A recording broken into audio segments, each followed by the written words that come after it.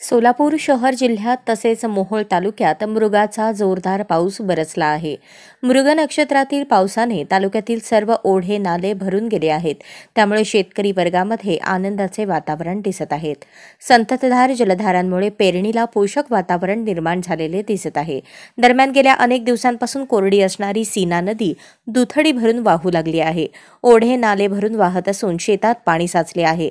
पाऊस पडल्याने शेतकरी वर्गातून समाधान व्यक्त करण्यात येत आहे।